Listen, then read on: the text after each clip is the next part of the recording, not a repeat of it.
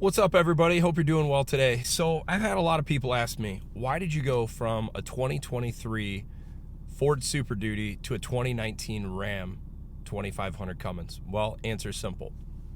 I love my 2023 Super Duty, but I knew I was planning to step back into a half-ton truck because we knew for 2024 we had no plans to do the fifth wheel camping. We weren't going to have as much time to camp this year, and if anything, we were either going to step back into a travel trailer or just rent for the season. And I actually didn't even have plans to get the Ram 2500. It just happened to be a family friend that was selling a super clean truck. And for me, like many of you on here that watch these videos, you know, if you're not buying new, the next best thing from new is buying something that is clean used from someone you know. And this was the perfect truck. And I've made a whole sequence of videos of kind of tailoring it to what I wanted. And that's why I purchased a truck. And it is actually kind of funny because I never owned a Cummins before. I've owned dozens of Powerstrokes. I've owned, I think, half a dozen Duramaxes. And I'm a diesel guy. I love diesel trucks. I've owned eco diesels, and I just think they're really cool. Even some old Mercedes, like I think it was E or S classes back in the 70s, where you could run these things on like basically anything. And so I've always been kind of a bit of a diesel enthusiast. And anyhow, I just fell into a really nice truck. And I've had a lot of other people ask me, what do you think so far about like the 5th gen, which is the latest generation Ram truck, versus a new Super Duty? Well, my answer to that, I'm a huge fan of the new Cummins. And I think they've done a great job in the last 10 years making a much improved truck over they did in the past. And to add more to that, I'm a huge fan of the Cummins engine. This is an engine, I've always wanted a truck with one of these motors. You know, they're known for reliability. It might not put out the fastest quarter mile or 0 to 60, or if you're into that sort of thing, but what they are in for is working hard. You see them in heavy duty, medium class trucks, class 6, all the way up to class 10 trucks, off highway, on highway. You know, Cummins has built a reputation on a super solid truck. And that's why I kind of wanted to try one. I wish my truck was a 3500. I'd have more capability as far as payload and towing. But the cool thing about the Ram 2500 that none of the other 3/4 ton trucks in the market have is, well, they've got a truck with a coil rear suspension and an HD truck. That's phenomenal. And honestly, I think that a lot of people are not aware of that feature, and it's not anything new. Ram's had this since I think 2014, almost 10 years. And I think it's cool actually Ram makes a 2500 with a coil rear suspension because you get a little bit better ride quality out of it.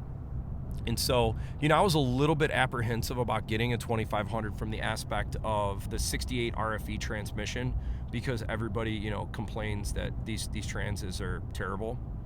Mine hasn't skipped a beat. And in all fairness, I think this thing shifts as good, if not smoother, than my different 10-speed transmissions. And this truck's got, what, 44,000 miles on it? I have no complaint on how this transmission shifts. And to add even more to that is I love how the engine brake works. The engine brake on this thing is absolutely benchmark. There's no doubt if you tow heavy or want best-in-class engine braking, this is where the Cummins really shines. So, you know, I've been wanting to put this video for a while together, and I feel like now's finally the time. I've got, you know, some time under this truck. I can kind of talk about what do I think about this, and would I buy a Ram with a Cummins in a heartbeat. I absolutely would buy one of these trucks in a heartbeat. I think they're phenomenal. I like the engine. I like the ergos in the interior. I think the button layouts and just kind of how they're all set up interior-wise, I like it, to be honest with you. And another benefit that some people might not like and some people may like is this is like, I don't know how to explain it. It's almost like 10% smaller than a new Super Duty or a GM truck. That little bit shorter cab and that 4 inches less in bed length makes this truck so much more maneuverable in tight spots, like in my driveway or in camp spots, or we've been hunting and had to maneuver a truck in a little tighter spot, where the Super Duty just feels a lot more massive in that area. And I can't wait to see what this new HD Ram is going to look like, and I'm assuming they're going to put an 8 or 10 speed trans behind the Cummins. And, you know, I'm also curious what they're going to add for power. You know, are they going to make another version with even more power, because I don't really think the Cummins needs more power. What I'd like to see is just continuing focusing on more fuel economy. These trucks all make so much power anymore. That's not the limiting factor. I think a lot of people would appreciate fuel economy more than actually additional, towing. I mean, any of these new HD diesels can tow 20 to 30,000 pounds. I don't really think you need that much more.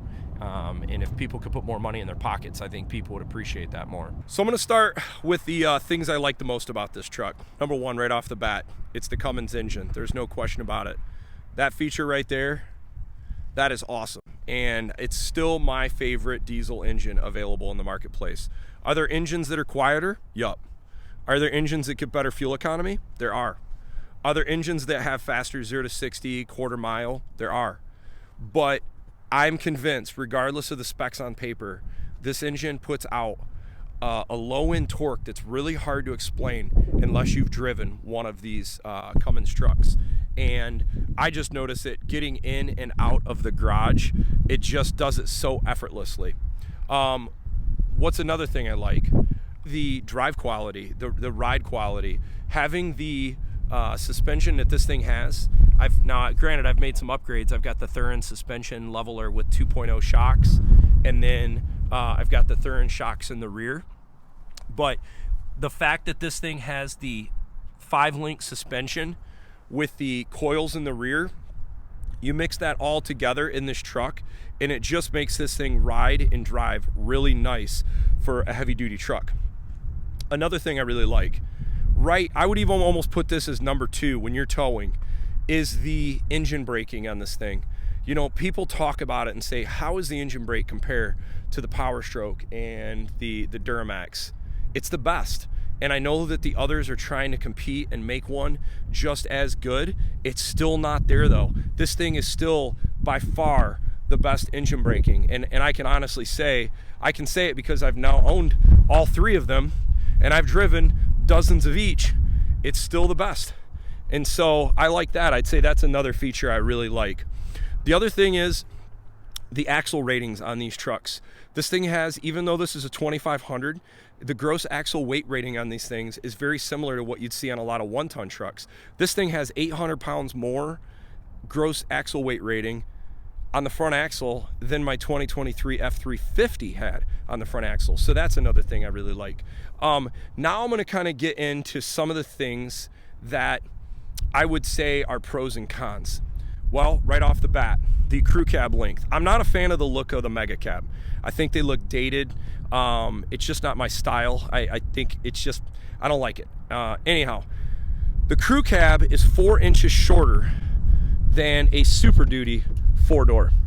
And this is a reason I don't care for it.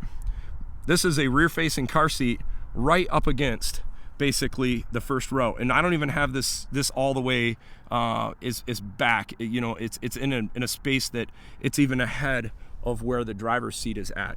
If this was a Ford or a GM, there'd be 3 to 4 inches of gap there. So that's kind of a bummer. The other thing is the bed length. The bed length on these trucks is 6'4", whereas if you go to a Super Duty like that one over there, it's 6'10". You get 4.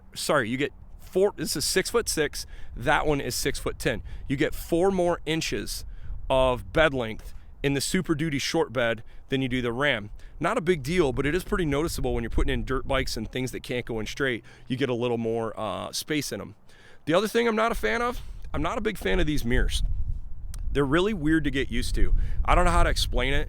They just are awkward. You get like an awkward viewing angle, whether it's in this position or up. I don't care for it, and I think Ram's already addressed this issue because they've already put new mirrors on the 2023 and 2024 trucks. So that's a good thing.